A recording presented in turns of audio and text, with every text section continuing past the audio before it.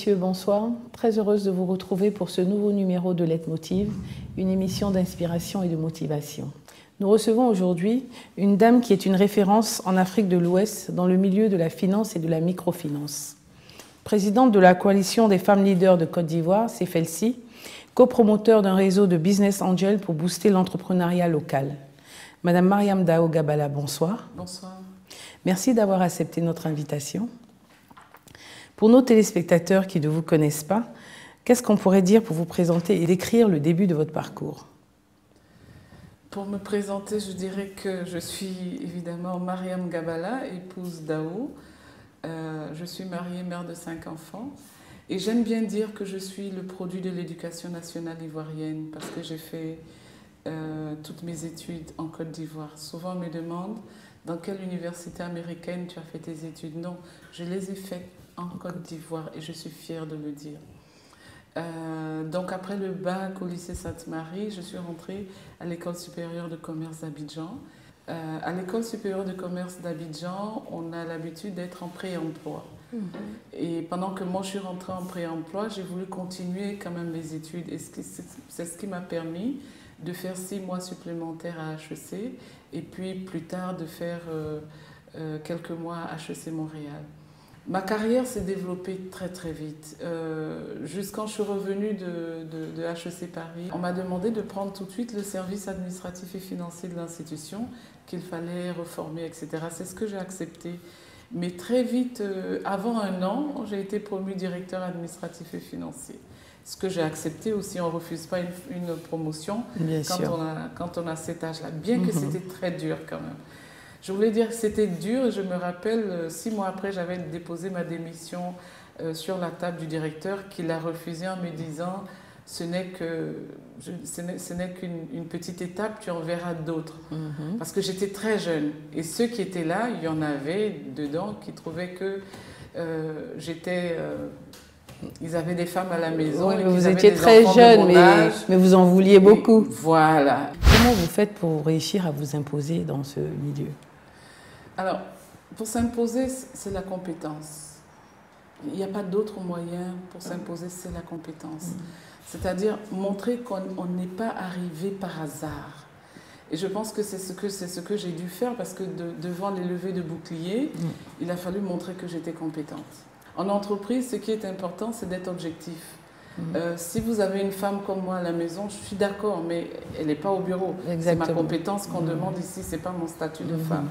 Pourquoi avez-vous choisi de faire de longues études plutôt que de rentrer dans la fonction publique ou dans le privé, le bac en poche, comme toutes les filles de votre âge? Je suis une femme passionnée de nature et j'aime bien aller de défi en défi. Vous savez, j'ai décidé de le faire parce que je voulais faire autrement. Et je n'avais pas envie de me satisfaire à travailler dans une banque, etc. Parce que j'avais fait des stages déjà à la banque et je trouvais ça trop un peu monotone. Je pense que quand on travaille d'abord, ce n'est pas pour l'argent, c'est pour s'épanouir. Oui, surtout quand on est si jeune. Quand on est si jeune. C'est pour ça que d'ailleurs, quand j'étais directrice administrative et financière de cette institution de formation, qui était une institution africaine, j'ai demandé à faire autre chose parce que être directrice administrative et financière, dès lors qu'on a tout reformaté, je commençais à m'ennuyer. Et donc j'ai demandé à développer une carrière de consultant formateur. Le directeur a accepté et donc ça y est, je me suis engagée là-dedans et je l'ai tellement bien développé que après, quand j'ai quitté l'institution, j'ai plutôt continué dans ce volet de consultant formateur. Je rappelle que vous êtes la présidente de la CFLC, Coalition des femmes leaders de Côte d'Ivoire. À ce titre, vous avez créé un concept dénommé « Pourquoi pas la femme ?» Pourquoi pas une femme? Pourquoi pas une femme? D'accord.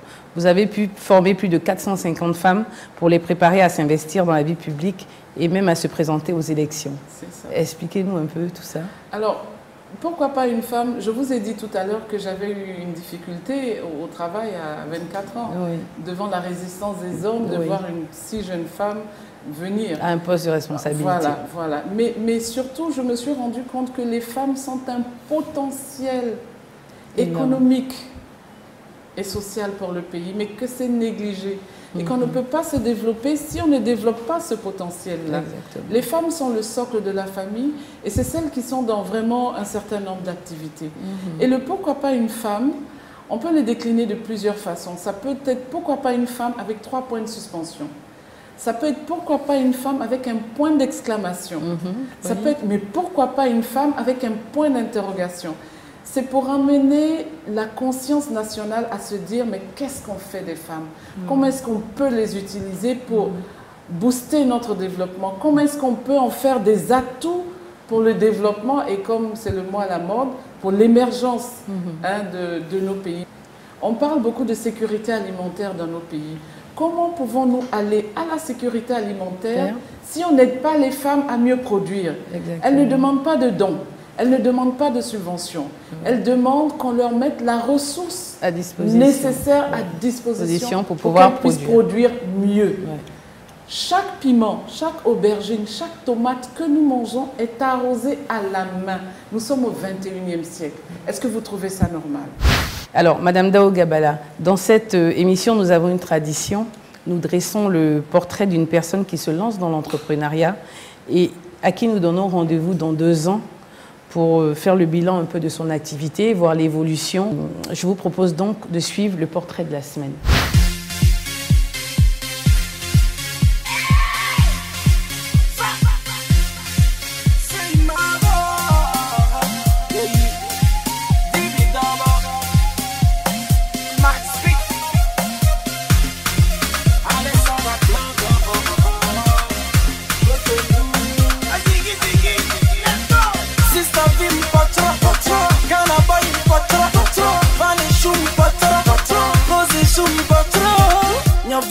Je suis Andoche Charlemagne Amoussou, fashion manager comme j'aime bien le dire, styliste modéliste, depuis 1993.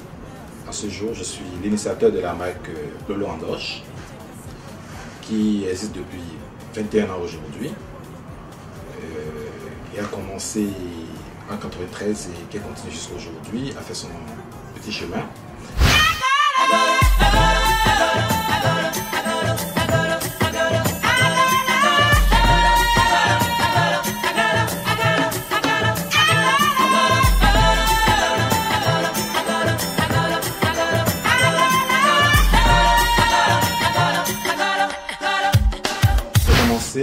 Réellement en 90 dans un atelier pour m'initier un tout petit peu et tout ce que je le dessinais avec un tailleur que je connais bien qui arrivait à bien réussir tout ce que je lui proposais. Au bout d'un moment, je crois 2 ans et demi après, j'ai commencé à me poser une question. Je me dis mais pourquoi en Afrique il n'y a pas de prêt-à-porter made in Afrique? Alors je lui ai posé cette question à laquelle il n'a pas pu me donner une réponse. Et moi, je commençais par faire quelques chemises que je revendais à mes amis. Et ça va être ce moment que j'ai acheté la première machine, la deuxième machine. Et je me rappelle bien, un jour, il y a un ami qui vend des tissus qui m'a appelé, qui m'a dit « Écoute, j'ai des tissus, qu'il y a un Congolais qui veut m'acheter des tissus, mais il cherche un bon tailleur pour les lui faire. » Alors, je lui ai fait quelques chemises à ce Congolais qui avait un hôtel, qui était très bien emballé et tout, parce qu'il m'a dit qu'il allait revendre. Alors, quand je lui ai livré les chemises, il était tellement content qu'il a appelé tous ses clients pour dire venez voir du nouveau, un Béninois qui a fait comme si c'est des trucs achetés d'Europe et tout. Et ce même jour, j'avoue que c'est la première fois que j'ai eu une commande au-delà de 100 000. Il y avait une fête, je me rappelle bien, ce jour-là, c'était la première fois que Adama Daeko était venu au Bénin. Alors, il y a un spectacle qui doit être en direct. Après, quand j'ai fini ce défilé, en même temps, les patrons de la structure du tissu que j'ai utilisé m'ont appelé pour dire, nous avons vu, tu as fait des trucs très bien avec notre tissu, nous proposons ce que tu exposes dans notre vitrine pour que les clients, quand ils viennent acheter chez nous, on les envoie avec toi.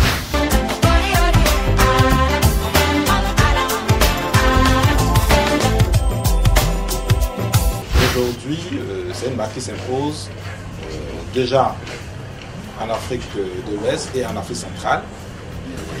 Bientôt, notre objectif, c'est d'avoir des magasins un peu partout en Afrique.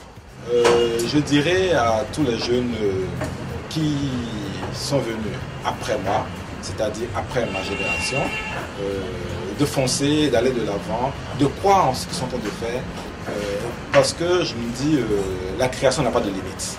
Je ne pense pas que moi, j'ai pu créer tout ce qu'il faut créer, ni ceux qui sont venus avant moi.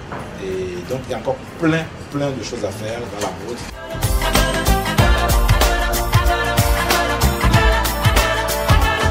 Mesdames et messieurs, de retour dans votre émission Leitmotiv avec notre invitée Madame Dao Gabala, qui est coach d'entrepreneurs. Merci de nous suivre sur notre chaîne préférée et un bonsoir particulier à nos téléspectateurs qui nous suivent depuis le Niger et la France. Madame Dao Gabala, que pensez-vous de ce reportage? Mes premiers mots, c'est d'abord des mots de félicitations et d'encouragement. Vous savez, faire ce pas, laisser un emploi certain, décider d'entreprendre, c'est un grand pas, c'est le pas d'une vie. Et j'aimerais féliciter notre entrepreneur. Quand vous voulez entreprendre, dites-vous que vous ne pouvez pas compter sur les autres pour développer votre affaire. Il faut d'abord compter sur soi-même. Un petit quelque chose. Bien ça sûr. peut être la famille, ça peut être des amis, mais les autres vont bâtir sur ce que vous avez cette déjà. Base que vous avez On déjà. ne peut pas bâtir simplement sur votre idée. Oui, oui. Et le deuxième conseil, il ne faut pas penser que c'est la banque qui va m'aider. La banque n'est pas faite pour vous aider.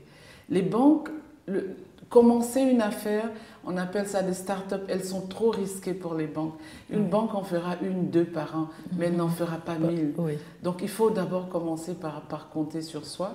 Et puis il y a une façon de lever un peu des fonds autour de soi pour pouvoir démarrer une activité. Nous sommes presque à la fin de notre émission. Quelles sont vos perspectives d'avenir? Les perspectives sont bonnes. Disons qu'aujourd'hui, j'ai décidé de me mettre au service, je dirais au service de l'Afrique et au service des entrepreneurs. Ce que je fais aujourd'hui, c'est vraiment de coacher les entrepreneurs, de les coacher pour qu'ils réussissent à réaliser leurs projets. C'est de coacher des leaders aussi, pour leur permettre de mieux s'affermir et de aller au mieux bout de leurs délivrer, objectifs, de mieux réaliser leurs objectifs, mais surtout d'être un réel apport à leur entreprise, à leur pays, disons à leur continent. Donc je fais ces coachs-là.